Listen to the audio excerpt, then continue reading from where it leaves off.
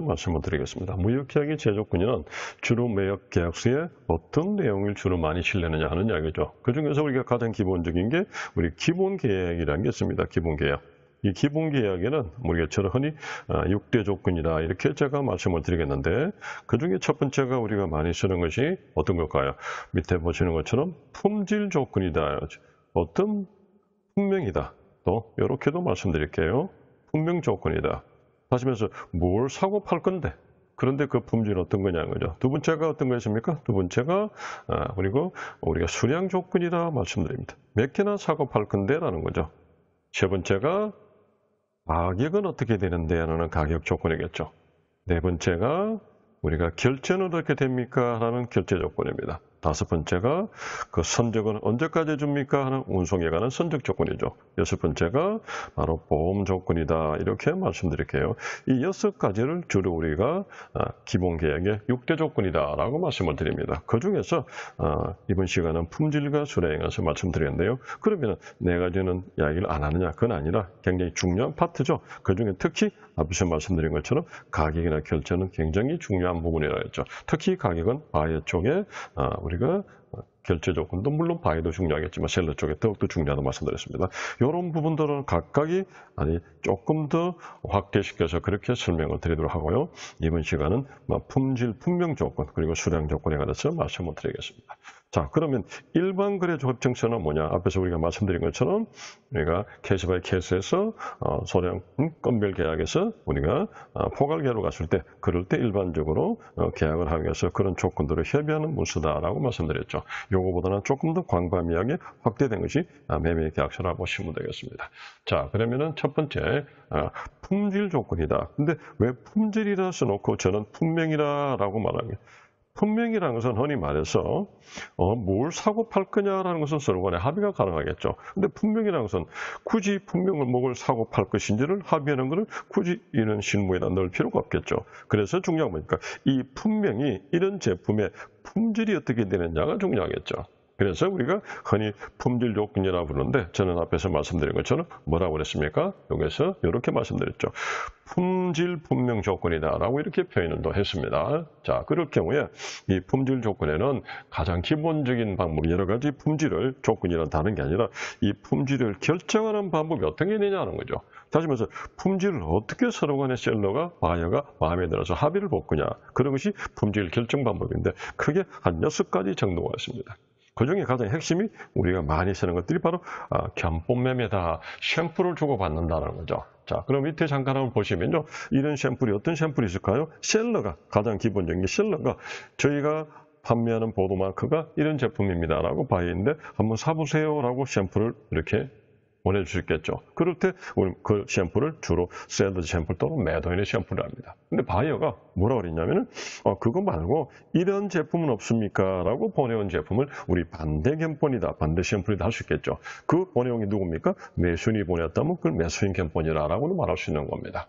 자, 그런데 그렇게 그 샘플을 가지고 우리가 주고받아서 만약에 매도인의 견본을 주고받았다든지 또는 매수인의 견본을 가지고 그거를 우리가 그게 테스트해서 그거를 우리가 주고받아서 시험을 해보겠다, 테스트를 해보겠다. 우리가 바이어가 원하는 그런 제조건이 맞는지 이게 시험 견본이겠죠. 그러면 그렇게 시험 견본이 맞았을 경우에 합의가 이루어졌다면 그 서로 간에 승인을 하자는 거죠. 즉 다시 말해 승인 견본이라고 무슨 말이냐면요. 셀러와 바이어가 각각이 이런 견본으로 주고받겠습니다라고 공의 합의를 하겠다는 겁니다. 그러면 승인적으로 어떨까요? 제품에다가 표기를 합니다. 그래서 그러자 보니까 우리가 샘플이라는 것을 통상적으로 3개를 한 조로 많이 구집을 한다는 거죠. 그래서 첫 번째 한 조를 오리지널 샘플이라고 보고 두 번째 한 조를 듀플리케이터 샘플이라고 부르고 세 번째가 트리플리케이터라고 부른다. 이런 부르는 이름은 다른 말로 하면 어떻게 할까요? 첫 번째 샘플 우리가 폴트 샘플, 세컨드 샘플, 솔드 샘플 이렇게도 부를 수 있겠죠. 그러나 통상적으로 이런 단어가 있다라는 이야기는 뒤에서 한 번 더 선적 서류에서 한번 다시 말씀드리려고요. 이번에는 이런 게 있다라고 말씀을 끝내겠습니다. 그런데 제가 여기는 뭐라고 표현했냐면요. 굉장히 우리가 또 조심해야 될 부분이 있죠. 대체로 견본과 비슷한 것이라. 그러면요. 여기 보시면 견본과 일치하는 것이라는 말은 왜 쓰지 않습니까? 이거는 왜 쓰지 않습니까? 라는 거죠. 다시 말해서 이런 이야기입니다. 왜 이렇게 표시해서 quality to be similar sample이라든지 quality to be as a full sample이나 quality to be equal to sample 이런 표현을 왜 우리가 쓰는 거냐 이 말이죠. 앞에처럼 우리가 up to sample이나 fully to equal sample 이런 말을 쓰지 않는 이유가 뭐냐. 대체적으로 공장에 생산할 때 100% 다 완전하게 나오지 않는다는 거죠. 자, 그러면 이렇게 좀 보겠습니다. 자, 그 이야기는 뭐냐면요. 우리 이렇게 한번 봅시다. 우리가 샘플을 주고받는데, 이 샘플을 주고받는데, 첫 번째 우리 소기업이 있고, 우리 중기업이 있고, 대기업이 있다고 간주합시다. 그럼 우리 소기업은 주로 예를 들어서 100개 중에 1개 정도가, 물론 이 정도가 안 되겠지만요. 이 정도가 우리가 불량이라는 전제를 해보겠습니다. 그러면 1% 불량이다죠? 1% 불량. 근데 1% 불량이라는 이야기도 어떻게 생각에 따라서 다르겠지만은 우리 소기업에서 불량률이 1% 이하라는 것은 굉장히 아주 제품이 생산이 잘 되고 있다는 말씀을 드릴 수도 있는 거죠. 근데 중기업은 어떨까요? 우리가 흔히 말해서 100ppm이다라는 이야기예요. 100ppm이다. 이건 어떻게 하죠? 100만 개 중에 100개가 불량이다라는 이야기를 하는 겁니다. 자, 대기업은 주로 6시그마 운동이다 이런 이야기 말이죠. 그 중에서 우리가 불량률을 따지면 몇 개냐면은 100만 개 중에 5개 불량이다. 자, 저는 뭘 강조하고 줄까요? 아무리 중기업이든 대기업이든 간에 불량이 반드시 나오게 돼 있다라는 이야기를 말씀드립니다.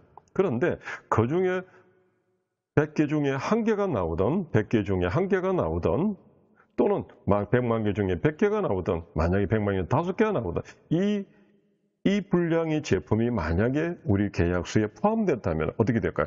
똑같은 제품이라 할 수는 없겠죠. 그래서 아무리 이렇게 대기업이라도 세계적인 기업이라도 불량이 나오게 돼 있다는 거죠. 기계적인 문제, 사람의 숙련된 문제, 여러 가지 문제가 있겠죠. 그래서 100% 완벽한 건 없다는 겁니다. 이럴 때 우리가 잘못하고 우리가 똑같은 거라고 표시했을 경우에 나중에 클레임이 걸릴 수 있다라고 말씀드려 볼게요. 자, 그러면요. 이걸 하나 예를 한번 들어보겠습니다. 자, 미리 우리가 앞에서 잠깐 다룬 것처럼 우리가 품명을 따지는데 만약에 계약을 우리 보드마커라 봅시다. 보드마커가 어떤 품명이죠. 요놈의 이제 품질 조건이 우리가 똑같은 거라고 했다 칩시다. 똑같은 거. 근데 이걸 똑같은 거라고 우리가 표시했대요. 똑같은 거. 그런데 요놈의 이제 결제 조건이 어떻게 나왔느냐? 결제 조건이 예를 들어서 앞에서 우리가 크게 배운 것처럼 왜 이렇게 우리가 중요한 거냐라고 말씀드리는 겁니다. 만약에 송금 방식이다. 두 번째 추심 방식이다. 세 번째 신용창 방식으로 우리가 결제를 정했다라고 정해봅시다. 그런데 내가 생산하는 선적 기간이 얼마나 되냐 보니까 한 30일이 걸립니다. 그런데 이렇게 계약을 하는 단계가 어떻게 갔냐면은 자, 우리 셀러인 한국의 업체가 자, 아예 미국의 업체에 이 미국의 업체입니다. 한국의 업체라 봅시다. 업체가 이렇게 판매를 해서 사세요라고 좀 우리가 오퍼시트를 주고받았어요. 그런데 그러면 꼭 이 미국 업체는 우리 한국 업체만 거래가 있는 거냐? 그건 아니겠죠. 어디서요? 또 일본에서 업체가 연락 올 수 있겠죠. 어디서요? 또 이렇게 중국의 업체가 연락 올 수 있겠죠. 맞습니까? 그래서 경우에 한국에서는 개당 100원이라고 이야기했어요. 개당 100원에 중국은 개당에 80원이라고 그랬고 일본은 만약에 120원이라고 그랬어요. 그런데 이럴 경우에 주로 우리는 언제까지냐니까 내가 5월 31일까지 이 조건을 하겠다라고 오퍼를 낸 거예요. 근데 중국은 5월 25일까지 냈고요. 일본은 만약에 6월 10일까지 냈다고 봅시다. 이럴 경우에 요 미국 업체에서 만약의 경우에 이런 제조건들을 가지고 내가 보니까 중국이 80원보다는 일본의 120원보다는 한국계 100원이 낫겠다 판단하고 계약을 체결했습니다. 그런데 그럴 때 뭐라고 썼냐면요. 우리 수출처가 똑같은 것이라는 그런 품질 조건을 썼다고 전제합시다. 그럴 경우에 내가 한 30일 후에 선적을 한다는 것은 생산기간과 운송기간이 있겠죠. 이런 과정 중에서 갑자기 시장 변동이 생겼어. 일본과 중국이란 나라에서 우리도 가격을 낮춰야겠다. 그럼 나는 100원에 하겠다. 나는 60원에 하겠다라고 가격을 낮춰서 그럼 우리 예를 들어서 한국 것도 80원 낮춰야 되는데 지금 현재 얼마 됐습니까? 개당 100원이라고 결제가 나왔습니다. 그래서 바이가 뭐라 할까요? 이걸 좀 가격을 낮춰줄 수 없겠습니까? 라고 요청했을 때 안 됩니다 하고 무작정 반대를 했다 칩시다. 그러면은 미국의 바이 입장에서 생각할까요? 한 조금만 더 천천히 우리가 결정했더라면 일본 것을 100원에 살 수 있을 텐데 라고 후회하겠죠. 그럴 때 이 사람이 악의를 품는다면 뭐라 할까요? 계약서를 보는 겁니다. 그래? 네가 품질 조건은 똑같은 거라 했네. 그러면 네가 가져온 내 품질 중에 단 하나라도 1%라도 0.1%라도 틀린 게 있다면 불량이 있다면 난 대금 결제를 하지 않으리라고 판단할 수 있겠죠. 이게 무슨 얘기일까요? 바로 점검 추심 방식입니다. 누가 돈 줄까요? 바이어가 돈 줍니다. 신용차 누가 줄까요? 은행이 돈 줍니다. 즉 다시 말해서 물건이 내가 마음에 들지 품질이 안 맞을 때는 점검 방식이나 추심 방식은 바이어가 돈을 주문해서 내가 지급을 중지할 수도 있다는 거죠. 왜요? 제품이 안 맞으니까요. 어떤 말씀드리는지 알겠습니까? 그래서 우리가 말씀을 드리는 겁니다. 어떻게 말씀드릴까요? 자, 봅시다. 그래서 이렇게 말씀을 드립니다. 그래서 우리가 이렇게 품질을 논할 때 이렇게 견본과 비슷한 것이라고 표현하는 거지 완전히 일치하는 것이라고 표시를 하지 마십시오라고 말씀을 드리고 있는 겁니다. 자, 그래서 그럴 경우에 우리가 이런 제품들을 표시를 잘 하는데 특히나 어떤 걸까요? 이런 표현을 쓰게 되면 흔히 말해서 마켓 클레임을 미연에 방지한다. 마켓 클레임 뭡니까? 좀 전에 설명드렸죠. 그 시장 상황에 시장의 가격 변동에 의해서 내가 거기에 대해서 클레임을 제기하는 거죠. 어떻게? 단 1%가 아니라 0.1%도 작으니까 대금 지급을 거절해버리는 겁니다. 이런 상황에서 클레임을 걸었을 때는 방법이 없겠죠. 그래서 우리는 이렇게 품질에서 똑같은 것이라는 표현을 가능한 삼가주시면 좋겠다라고 말씀드리겠습니다. 자, 마지막으로 선적견본이라는 게 있습니다. 상당히 좀 조심하셔야 되고 많이 참조를 하셔야 될 부분이 있습니다. 자, 그러면 이게 어떤 이야기냐? 자, 이렇게도 저희가 또 뭐냐면 예를 들어서 우리가 샘플을 우리가 주고받을 때요. 내가 샘플을 어떻게 될까요? 아주 고급진 거, 제품이 잘 나온 것을 보내겠죠. 샘플을 보면. 그래야 우리가 셀러가 보내면 바이어가 구매할 가능성이 충분히 있지 않겠습니까? 이럴 때 우리가 대체적으로 중소기업이 모두 100%는 아니겠지만 이 이야기 편하게 말씀드리냐면 우리 중소기업이 제품을 생산할 때 만약에 100개를 생산한다면요. 그 중에 상품이, 그죠? 상품이 한 10개, 또 두 번째 중품이, 그죠? 한 80개, 그리고 세 번째 하품이 만약 10개가 나온다고 전제를 해봅시다. 그럼 이렇게 통상적으로 대부분이 이런 중품들을 가지고 거래를 하는 게 맞겠죠. 왜냐하면 상품이 많이 나오지 않잖아요. 그리고 하품은 문제가 좀 있죠. 그런데 우리 셀러 입장에서는 바이에게 어떻게든 물건을 많이 팔기 위해서 어떤 제품을 주로 보낼까요? 바로 이런 상품을 주로 보내겠죠. 그럼 어떻게 돼요? 이 상품을 내가 보냈을 경우에 샘플이 너무나 고급지고 가격 대비 우리 흔히 말해서 가성비가 참 좋습니다. 가성비라 그러죠. 가격 대비 품질이나 성능이 좋다는 이야기죠. 그래서 나는 그거를 오케이 하고 내가 계약을 체결했는데 그런데 실질적으로 이 10개를 만들려면 어떻게 됩니까? 100개를 생산해야 되죠. 그러면 100개를 생산하면 1000개를 주문해야 됩니다. 과연 그런 셀러가 있을까요? 그럼 어떻게 될까요? 내가 처음에 제시했던 그 품질보다는 좀 떨어지는 중급이나 뭐 하급은 안 들어온다고 전제하더라도 중급의 물건이 들어오겠죠. 이런 경우에 내가 어떤 걸 했습니까? 바이어는 상품이라는 그 제품의 품질을 보고 이 제품에 대한 품질에 오케이를 했기 때문에 이 품질의 물건이 들어오리라 계산하고 나는 주문을 오달을 한 겁니다. 그죠? 그런데 실제로 어떤 물건이 들어왔어요? 중품이 중심으로 들어옵니다. 그러면 어떻게 될까요? 내가 클레임을 넣는다든지 문제가 생기겠죠. 이렇게 특히 후진국으로 갈수면 갈수록 내가 처음에는 물건을 팔기 위해서 아주 좋은 가격에 좋은 제품을 제출하다가 나중에는 실제로 본품을 받아보면 품질이 떨어지는 이 중하품을 들어올 수도 있다는 거죠. 이게 지금 여러분에게 말씀드리고자 하는 바로 이겁니다. 자, 그것이 뭐라고 말씀드렸죠? 바로 이 이야기죠. 그래서 우리가 선적 샘플이라는 건 다른 게 아니라 계약을 했는데 아직은 우리하고 계약이 아직 초기 단계입니다. 그래서 그 사람들의 셀러에 대해서 믿지를 못하니까 이미 선적한 물건, 즉 계약한 물건 중에 일부분을 미리 항공편으로 미리 좀 받아보고 정말 내가 계약했던 그 뭐 S급이라 그럴까요? 뭐 슈퍼급, 좋은 어떤 상품의 물건들이 그 샘플이 그대로 들어오는 건지 아니면 중품에 해당되는 물건이 들어오는 건지를 확인을 좀 해보겠다라고 생각하고 초기에는 소량 주문을 한다고 말씀드렸죠. 그리고 그 제품을 보는 거죠. 그렇게 조금씩 물품을 늘리 나가는 겁니다. 왜? 한꺼번에 처음부터 이 사람이 처음에는 좋은 거 줬다가 나중에는 갈수록 질이 떨어진 걸 줄 수도 있고 더 떨어진 걸 보낼 수도 있죠. 그랬을 경우에 바이어는 아무래도 문제가 생기겠죠. 이렇게 하는 것을 우리가 선적 샘플이다라고 말씀드린 겁니다. 그래서 이럴 경우에 그래서 우리가 케이스 바이 케이스로 조금씩 물량을 늘려가고 또 우리가 다시 말해서 우리가 물량을 늘리면서 포괄 계약을 하고 그리고 득점 독점 계약을 하는 이런 과정에 생기는 이유가 바로 이런 부분이라는 말씀을 드리는 겁니다. 조심하셔야겠죠. 자, 두 번째. 앞에서 우리가 품질 조건을 결정을 6가지라고 말씀드렸는데 두 번째는 어떻습니까? 상표 매매입니다. 세 번째가 명세서 매매, 네 번째가 점검 매매, 다섯 번째가 규격 매매, 여섯 번째 표준 매매라는 말씀드렸죠. 이 중에서 우리가 샘플 매매는요, 샘플 매매는 내가 모든 상품에 다 해당이 되겠죠. 그런데 우리가 흔히 좀 말씀드리면 이 표준품 매매는요, 주로 농수산물이다, 광물이다, 주로 어떻게 될까요? 앞에서 우리가 잠깐 배운 것처럼 이런 부분들은 주로 우리가 하면 벌크 카고들입니다. 벌크 카고는 좀 대량한 물들을 말하죠. 그죠? 그럼 농산물, 수산물, 광산물. 그런데 우리가 상표라든지 규격이라든지 품금이라든지 물론 이런 부분들도 우리가 이런 농산물도 상표 매매했겠죠. 뭐 이렇게 어떤 농산물이 뭐 어떤 제품 어느 나라 거다 하고선 뭐 나오겠지만은 그러나 주로 이런 제품들은 주로 어떤 제품들일까요? 대부분이 공산품입니다. 그래서 결과적으로 샘플의 매매는 내가 그것이 표준품 매매, 즉 농산물이나 수산물이나 광산물 이런 부분도 해당되겠고 우리가 공산품도 해당되겠지만은 그러나 통상적으로 상표 매매라든지 명세서나 규격 매매나 점검 매매는 다 공산품에 관한 거래다라고 보시면 되겠습니다.